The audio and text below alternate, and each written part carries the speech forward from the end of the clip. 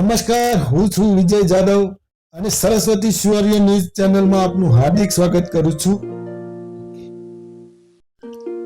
આજ રોજ પાટણ તાલુકા સંકલન અને ફરિયાદ સમિતિની બેઠક મામલતદાર કચેરી પાટણ ખાતે મામલતદારશ્રી પાટણ શહેરના અધ્યક્ષ સ્થાને યોજાયેલ, જેમાં પાટણ તાલુકા ન્યાય સમિતિ ન્યાય ચેરમેન નરેશભાઈ પરમાર દ્વારા વિવિધ રજૂઆત સંદર્ભે ચર્ચા કરવામાં આવી.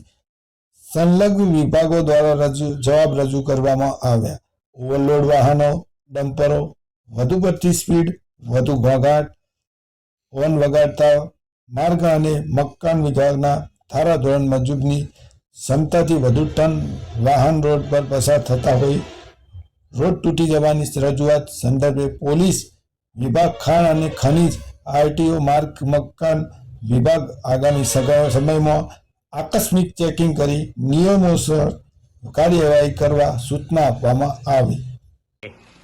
આજરોજ પાટણ તાલુકા સંકલન અને ફરિયાદ સમિતિની મિટિંગ મળી હતી, જેમાં અમારા દ્વારા પાટણમાં ઓવરલોડ ટર્બાઓ તેમજ લોકોને ભયભીત થાય એવા હોર્ન વગાડવા તેમજ એની વાહનની ગતિ પણ ખૂબ હોય આ બાબતે અમે રજૂઆત કરેલ.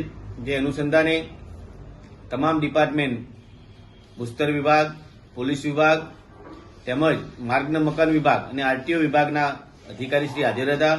રૂબરૂ ચર્ચાના અંતે આવા વાહનો સામે કડકમાં કડક કાર્યવાહી કરવા આદેશ કરેલ છે. જે વધુ અવાજે હોર્ન વગાડવામાં આવે છે, લોકોને ભયભીત થાય એ પ્રકારના, એ હોર્ન પર કાર્યવાહી કરવામાં આવશે.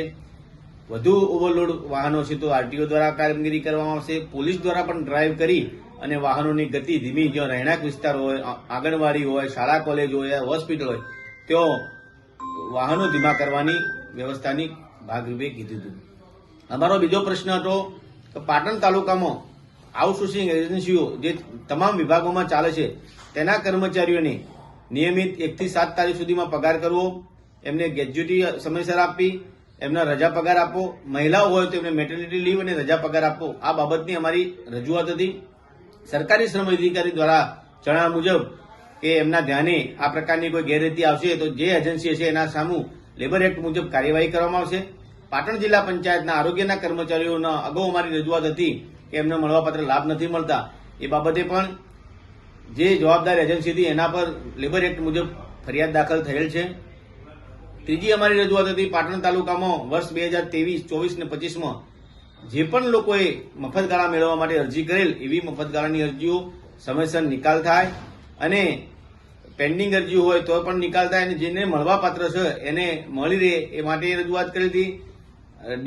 ડીઆરઆર કચેરીને પણ અમે સૂચના આપી કે બાલિશણા, ધારપુર એવા ગામોએ જો ગ્રામ પંચાયત દ્વારા ગામતળ માપણીની માપણી ફી ભરેલ છતાં માપણી જલ્દી સમયસર કરતા નથી, જેના કારણે પ્લોટ ફાળવી શકાતા નથી. તો આવા તમામ વિભાગ તમામને મારી વિનંતી કરવામાં આવી કે સત્વરે મફતગાળા મળી રહે.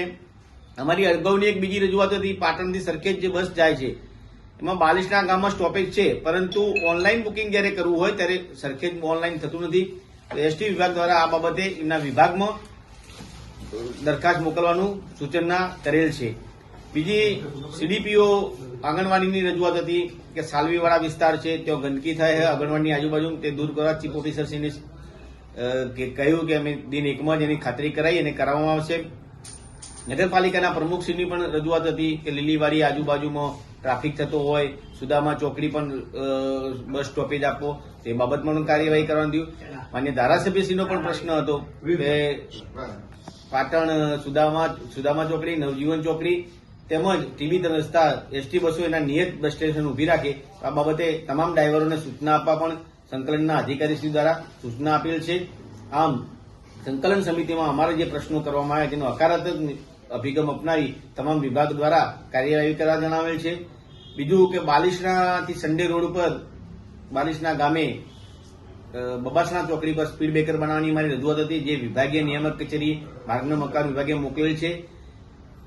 એમ આજની આ સભામાં અમે જે પ્રશ્નો કર્યા હતા સંકલન સમિતિમાં તેનો હકારાત્મક નિકાલ અધિકારી દ્વારા અને કર્મચારી દ્વારા કરવામાં આવેલ છે. અસ્તુ. ભારત માતા કી જય. નરેશભાઈ પરમાર, ચેરમેન સામાજિક ન્યાય સમિતિ, તાલુકા પંચાયત પાટણ.